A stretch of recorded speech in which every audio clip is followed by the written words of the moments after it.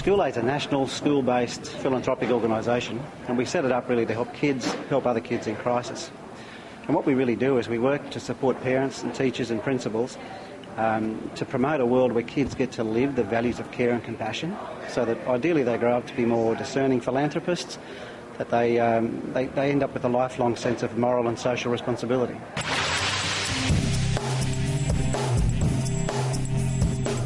Look, we've got a raft of programs on at any one time, and one I wouldn't mind speaking about straight away that we're proud to be part of is the Indigenous literacy campaign.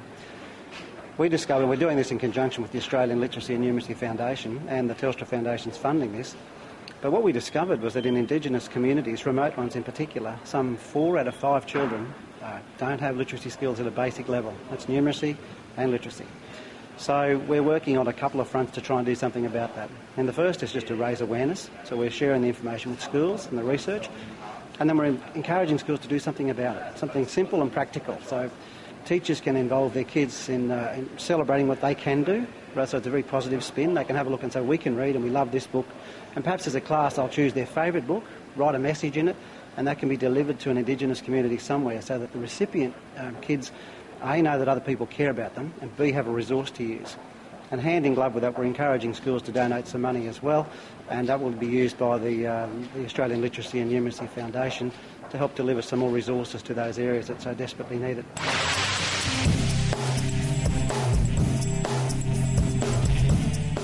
Yeah, look, the kids I've spoken to, and certainly the ones we're hearing from, are absolutely astounded. They can't believe, when you look at it and say to a class of kids, get 5 of them to stand up and say 4 of you couldn't read at a level that's satisfactory.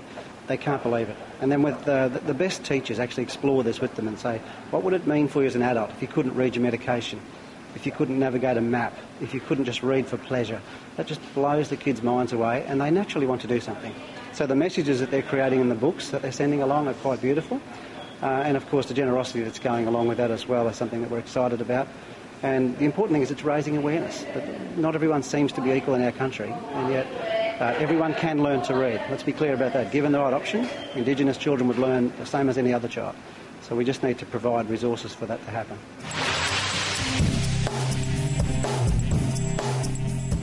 Look, I think they have. We've got some fantastic sponsors. I've mentioned Telstra looking after the Indigenous Literacy Project.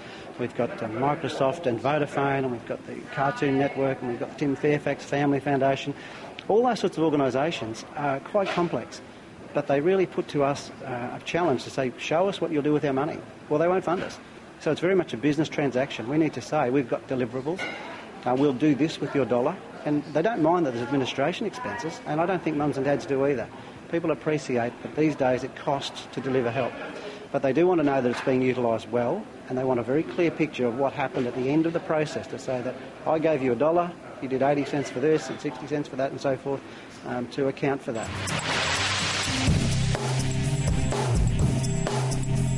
Our target's for 3,500 primary schools engaged across Australia. That's our short-term goal, and we're looking forward to that's happening. We have the support of the Australian Primary Principals Association. We have the support of the Australian Secondary Principals Association. So it's really about schools becoming more aware of who we are and what we offer through our humanitarian hub. And if they go to the website, they'll find we've got resources available for teaching and learning. They'll find we've got projects going all the time that their kids can engage with. And increasingly we're finding kids making contributions to what we're doing. So it's a very exciting future that I see for us.